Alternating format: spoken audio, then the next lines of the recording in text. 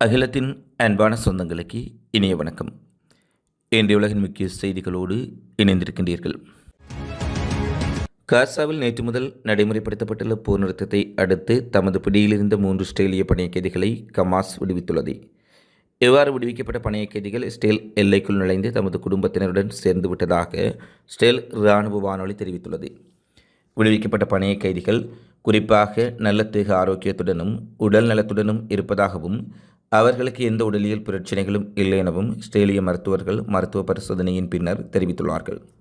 Hamas அமைப்பினரால் விடுவிக்கப்பட்ட பணைய கைதிகளை பொறுப்பேற்ற சர்வதேச செஞ்சிலுவைச் சங்கம் அவர்களை இஸ்ரேலிடம் ஒப்படைத்தது. ரோமி கொனேன் 24 வயது, டோரன் ஸ்டெயின் பிரெச்சர் 31 வயது, எமிலி டமாரி 28 ஆகிய 3 பெண் கைதிகளே நேற்றைய தினம் விடுதலை செய்யப்பட்டுள்ளார்கள்.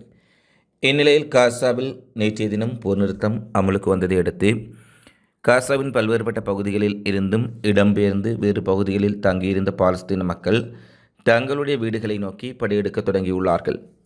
கட்டிட இடிபாடுகள் மற்றும் கற்குவியல்களாக வீடுகள் காணப்பட்டாலும் தங்களுடைய பிரதேசங்களுக்கு மீண்டும் சென்ற காரணத்தினால் பாலஸ்தீனர்கள் பெரும் உற்சாகத்துடன் காணப்பட்டதுடன் அங்கு ஹமாஸ் இயக்க போராளிகளும் பாலஸ்தீன மக்களும் உற்சாகத்துடன் போர் நிறுத்தத்தை கொண்டாடியதை காணக்கூடியதாக இருந்தது. குறிப்பாக பணைய கைதிகள் விடுவிப்பின் பின்னர் காசாவில் ஹமாஸ் உறுப்பினர்கள் ஆயுதங்களுடன் அணிவகுத்து நின்று காசாவில் தமது ஆட்சியை நிலைநிறுத்துவதற்கான வெளிப்பாடு என சர்வதேச ஊடகங்கள் செய்தி வெளியிட்டுள்ளார்கள். அத்துடன் இஸ்ரேல் கூறியதைப் போல ஹமாஸ் அமைப்பு முற்றாக பலவீனமடைந்து விடவில்லை எனவும் காசாவில் மீண்டும் நிர்வகிக்கக்கூடிய திறன் ஹமாஸ் அமைப்புக்கு இருப்பதை அவர்களுடைய அணிவகுப்பு மற்றும் நடவடிக்கைகள் காண்பிப்பதாக சர்வதேச ஊடகங்கள் பலவும் செய்தி வெளியிட்டுள்ளார்கள். அல்கசாம் படைப்பிரிவு தொடர்ச்சியாக வெளியிட்டுள்ள செய்திக்குறிப்பில் ஹமாஸ் அமைப்பினர் இந்த ஒப்பந்தத்தை முறையாக கடைபிடிப்பார்கள் எனவும் இஸ்ரேல் இந்த ஒப்பந்தத்தை மீறாமல் செயற்பட்டால் தாங்கள் கூறியபடி அனைத்து பணைய கைதிகளும் உரிய கால இடைவெளியில் விடுவிக்கப்படுவார்கள் என்றும் குறிப்பிட்டுள்ளமை இங்கு சுட்டிக்காட்டத்தக்கது. அமெரிக்காவின் 47வது ஜனாதிபதியாக டொனால்ட் ட்ரம்ப் இன்றைய தினம் பதவியேற்க உள்ள நிலையில் பதவியேற்பு விழாவை நடத்த அனைத்து ஏற்பாடுகளும் முடிவடைந்துள்ளதாக அமெரிக்க ஊடகங்கள் செய்தி வெளியிட்டுள்ளது. இதற்காக புளோரிடாவில் இருந்து புறப்பட்ட டொனால்ட் ட்ரம்ப் அமெரிக்க தலைநகர் வாஷிங்டனுக்கு நேற்றைய தினம் சென்றடைந்துள்ளார். பதவியேற்பு விழாவையொட்டி அமெரிக்க தலைநகரில் மிக கடுமையான பாதுகாப்பு ஏற்பாடுகள் செய்யப்பட்டுள்ளது. வாஷிங்டனின் புறநகரில் வெர்ஜீனியாவின் ஸ்டெர்லிங்கில் உள்ள ட்ரம்பின் தேசிய கோல்கிளப்பில் இரவு விருந்து நிகழ்ச்சி இடம்பெறவுள்ளது. இதில் புதிய ஜனாதிபதியாகும் ட்ரம்பும் துணை ஜனாதிபதியாகும் ஜேடி வான்ஸும் பங்கேற்று தங்களின் அமைச்சரவை உறுப்பினர்களை வரவேற்று விருந்தளிக்க உள்ளமை குறிப்பிடத்தக்கது. இதைத் தொடர்ந்து நேற்றைய தினம் இராணுவ வீரர்கள் நல்லடக்கம் செய்யப்பட்டுள்ள ஆர்லிங்கின் தேசிய கல்லறைக்கு ட்ரம்ப் சென்று மலர் வளையம் வைத்து அஞ்சலி செலுத்தினார். பின்னர் பதவியேற்கும் விழாவான இன்று அவர் வெள்ளை மாளிகைக்கு செல்லும் முன்பாக பாரம்பரிய வழக்கப்படி செயின்ட் ஜோன்ஸ் எபிஸ்கோபல் தேவாலயத்தில் பிரார்த்தனை செய்ய உள்ளார். அதைத் தொடர்ந்து வெள்ளை மாளிகைக்கு வரும் ட்ரம்புக்கு தற்போதைய ஜனாதிபதி ஜோ பைடன் அவரது மனைவி ஜில் பைடன் இருவரும் தேநீர் விருந்தளித்து வரவேற்பார்கள். பின்னர் ஜனாதிபதி பைடன் புதிய ஜனாதிபதி ட்ரம்பை நாடாளுமன்றத்துக்கு அழைத்து செல்வார். அங்கு 47வது ஜனாதிபதியாக ட்ரம்ப் பதவியேற்றுக் கொள்வார். சம்பிரதாயப்படி தனது முதல் அறிவிப்பு குறித்த ஆவணத்தில் ட்ரம்ப் கையெழுத்திட்டு தனது பணியை தொடங்க இருப்பதாக அறிவிக்கப்பட்டுள்ளது. 2025 ஆஸ்கார் விருதுகள் நிகழ்வு தொடர்பில் எடுக்கப்பட்டுள்ள முக்கிய தீர்மானம். அமெரிக்காவின் லாஸ் ஏஞ்சல்ஸில் பரவி வரும் காட்டுத்தீ காரணமாக 2025ஆம் ஆண்டு ஆஸ்கார் விருதுகள் விழா நடத்தப்படுமா என்பது குறித்து நிச்சயமற்ற தன்மை நிலவுவதாக ஊடகங்கள் செய்தி வெளியிட்டுள்ளன. வேட்புமனு அறிவிப்பு நேற்று வெளியிட திட்டமிட்டிருந்தாலும் நிகழ்ச்சி ஏற்பாட்டாளர்கள் குறித்த நிகழ்வை ஜனவரி 23ஆம் தேதி வரை ஒத்திவைத்துள்ளதாக அறிவித்துள்ளார்கள். அத்துடன் ஆஸ்கார் விருது வழங்கும் விழாவை ரத்து செய்யுமாறு பலர் கோரிக்கை விடுத்துள்ளதாகவும் செய்திகள் வெளியாகியுள்ளது. இந்நிலையில் 2025ஆம் ஆண்டுக்கான ஆஸ்கார் விருதுகள் ரத்து செய்யப்படும் வாய்ப்புகள் அதிகம் உள்ளதாக தற்போது தகவல்கள் வெளியாகியுள்ளது. இதேவேளை 97வது ஆஸ்கார் விருதுகள் நிகழ்வு எதிர்வரும் மார்ச் 2ஆம் தேதி நடைபெற இருந்தமை குறிப்பிடத்தக்கது. சூடானில் வெடித்த உள்நாட்டு கலவரம், இருளில் மூழ்கிய தலைநகரம். சூடானில் இராணுவ ஆட்சி நடைபெற்று வருகின்றது. அதனை எதிர்த்து துணை இராணுவத்தினர் போராடி வருகின்றார்கள். இதனால் இராணுவத்திற்கும் துணை இராணுவ தரப்புக்கும் இடையே மோதல் போக்கு ஏற்பட்டு உள்நாட்டு கலவரமாக தற்போது வெடித்துள்ளது. இதில் பல அப்பாவி பொதுமக்கள் ஆயிரக்கணக்கானவர்கள் உயிரிழந்துள்ளார்கள். இந்நிலையில் கடந்த 16ஆம் தேதி கிளநகர் கார்டூம் அருகே மெயாரோ நீர் நிலையம் மீது துணை இராணுவப்படை ட்ரோன் தாக்குதல் நடத்தியது. இந்த தாக்குதலில் பலர் உயிரிழந்தனர். மேலும் அந்த நீர்மின் நிலையம் கடும் சேதத்துக்குள்ளானது. குறிப்பாக நீர்மின் நிலையத்தின் மின்சார சேமிப்பு கலன்கள் வெடித்து சிதறியது. இதனால் அங்கு மின்சார உற்பத்தி பணி பாதிப்புக்குள்ளாகி மின்தடை ஏற்பட்டுள்ளது. இதன் காரணமாக தலைநகரில் உள்ள வீடுகள், கல்வி நிலையங்கள், அரசு அலுவலகங்கள் ஆகியவை கடந்த 4 நாட்களாக இருளில் மூழ்கியுள்ளது. நீர்மின் நிலையத்தை சீரமைக்கும் பணியில் அந்நாட்டின் அரசாங்கம் ஈடுபட்டு வருவதாக கூறப்பட்டுள்ளது. நைஜீரியாவில் பெட்ரோல் டேங்கர் லாரி வெடித்து சிதறியதில் 70க்கும் மேற்பட்டோர் உயிரிழப்பு. நைஜீரியாவில் மோசமான சாலைகள் காரணமாக பெட்ரோல் டேங்கர்கள் அடிக்கடி வெடித்து விபத்துக்குள்ளாகி வருகின்றது.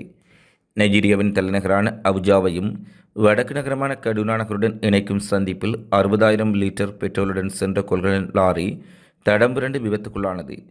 கொள்கலன் லாரி கவிழ்ந்து விபத்துக்குள்ளானதை அறிந்த அப்பகுதி மக்கள் பெட்ரோலுக்காக முண்டியடித்து சென்றனர். இந்த சமயத்தில் லாரி கவிழ்ந்து வெடித்து சிதறியது. பெட்ரோலை சேகரிப்பதற்காக கூடியிருந்த மக்களில் சுமார் 70க்கும் மேற்பட்டோர் இந்த விபத்தில் பலியாகி உயிரிழந்துள்ளார்கள். இந்த விபத்தில் பலரும் அடையாளம் காண முடியாத அளவுக்கு தீயில் கருகி உயிரிழந்திருப்பதால் உயிரிழந்தவர்களை அடையாளம் காணும் பணி சிரமமாக உள்ளதாக கூறப்பட்டுள்ளது. இதில் பலரும் தீக்காயங்களுக்குள்ளாகி இருப்பதாக செய்தி வெளியாகியுள்ளது. காயமடைந்தவர்கள் சிகிச்சைக்காக மருத்துவமனையில் அனுமதிக்கப்பட்டிருப்பதாக நைஜீரியா ஆளுநர் உமாரு பாகோ கூறினார். நைஜீரியாவில் சரக்குகளை கொண்டு செல்ல ரயில் பாதைகள் இல்லாமையினால் பெரும்பாலும் சாலைகளே பயன்படுத்தப்படுகின்றன.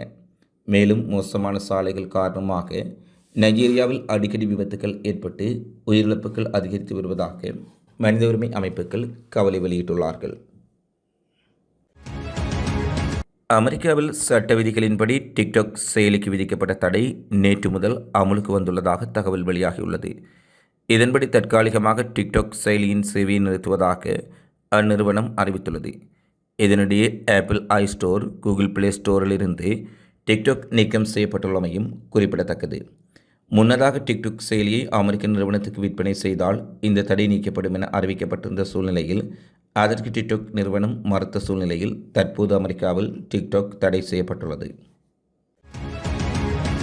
ஜெர்மனியில் வெடிகுண்டு மிரட்டலால் தடைப்பட்ட ரயில் சேவை. ஜெர்மனியில் மிக முக்கியமான நிறுவனத்திற்கு வந்த வெடிகுண்டு மிரட்டல் காரணமாக நேற்று ரயில் போக்குவரத்து முற்றாக தடைப்பட்டது. ஜெர்மனியின் தேசிய ரயில்வே நிறுவனம் மற்றும் ஜெர்மன் அரசாங்கத்தின் கட்டுப்பாட்டில் அரசின் சொந்தமான நிறுவனமாகும். வியட்நாமிலிருந்து பாஷாவுக்கு சென்ற இன்டர்சிட்டி எக்ஸ்பிரஸ் மற்றும் நியூயோர்ன்பெர்க்கிலிருந்து பாஷாவுக்கு சென்ற மற்றொரு இன்டர்சிட்டி ரயில்கள் வெடிகுண்டு மிரட்டலுக்குள்ளாகியதாக கூறப்படுகின்றது. இதில் வியன்னா பாஷா ரயில் ஷார்டிங் என்ற எல்லைப்பகுதியில் திட்டமில்லாமல் நிறுத்தப்பட்டது. ஷார்டிங் ரயில் நிலையத்திலிருந்த 117 பயணிகளும் நிலைய வளாகமும் அச்சுறுத்தலின் காரணமாக வெளியேற்றப்பட்டார்கள். கடும் குளிரால் பாதிக்கப்பட்ட பயணிகள் அருகிலுள்ள கார் டீலர்ஷிப்பில் பாதுகாப்பாக தங்க வைக்கப்பட்டனர். 20 காவல்துறை அதிகாரிகளும் 2 வெடிகுண்டு கண்டறியும் நாய்களும் 3 மணி நேரமாக ரயிலை சோதனை செய்தனர். இதன் முடிவில் இதுவரும் பொய்யான மிரட்டல் என்பது உறுதிப்படுத்தப்பட்டது. சுமார் 3 மணி நேரம் கடந்த பின்னர் ரயில் சேவைகள் மீண்டும் தொடங்கப்பட்டன. பாஷாவிலும் ஏனைய நகரங்களிலும் எந்த குண்டுகளும் இல்லை என அதிகாரிகள் உறுதி செய்தனர். இந்த மிரட்டல் பயணிகள் மற்றும் போக்குவரத்துக்கு திடீர் இடையூறு ஏற்படுத்திய போதிலும் அதிரடியாக நடவடிக்கை எடுத்து போலீசார் நிலைமையை அமைதிப்படுத்தியுள்ளதாக கூறப்படுகின்றது. காசாவில் இஸ்ரேலுக்கும் ஹமாஸ் இயக்கத்தினருக்கும் இடையில் போர் நிறுத்தம் அமலுக்கு வருவதற்கு சில மணி நேரங்கள் முன்பாக ஏமனின் கவுதி படை இஸ்ரேலின் பாதுகாப்பு அமைச்சகம் மீது பாரிய ஏவுகணை தாக்குதலை நடத்தியுள்ளார்கள். இந்த ஏவுகணைகள் இஸ்ரேலிய வான் பாதுகாப்பு சாதனங்களை கடந்து இஸ்ரேல் பாதுகாப்பு அமைச்சகம் மீது தாக்கி சேதத்தை ஏற்படுத்தியிருப்பதாக கவுதி படை தெரிவித்துள்ளது. குறிப்பாக இஸ்ரேலுடனான பாதுகாப்பு ஒப்பந்தம் அமலுக்கு வந்த பின்னர் தாம் தாக்குதலை நடத்தப்போவதில்லை என்றும், ஒருவேளை இஸ்ரேல் பாதுகாப்பு ஒப்பந்தங்களை நடைமுறைப்படி கடைபிடிக்காவிட்டால் அல்லது பணைய கைதிகள் விடுதலையை மட்டும் பயன்படுத்தி கொண்டு காசாவில் மீண்டும் தாக்குதல்களை நடத்தினால் தாம் மிக கடுமையான தாக்குதல்களை இஸ்ரேல் மீது நடத்துவோம் என்றும், அதற்கு அறிகுறியாகவே இஸ்ரேலின் கேந்திர முக்கியத்துவம் வாய்ந்த பாதுகாப்பு அமைச்சகம் முன்பாக போர் நிறுத்தம் அமலுக்கு முன்பு வருவதற்கு தாக்குதல் நடத்தியிருப்பதாக கவுதிப்படை எச்சரிக்கை விடுத்துள்ளார்கள். அத்துடன் காசாவில் போர் நிறுத்தம் தொடர்ச்சியாக கடைபிடிப்பதை அனைத்துலகமும் உறுதிப்படுத்த வேண்டுமென கவுதிப்படையின் தலைவர் கோரிக்கை விடுத்துள்ளார். இத்துடன் உலகின் இன்றைய முக்கிய செய்திகள் நிறைவடைகின்றன. தொடர்ச்சியாக உலக செய்திகளை உடனுக்குடன் அறிந்து கொள்ள அகிலத்தோடு இணைந்திருங்கள். இந்த காணொளி பதிவு தொடர்பிலான உங்களது மதிப்பான கருத்துக்களை தவறாமல் கமெண்ட்ஸில் பதிவிடுங்கள். மீண்டும் ஒரு காணொளியில் சந்திப்போம். நன்றி. வணக்கம்.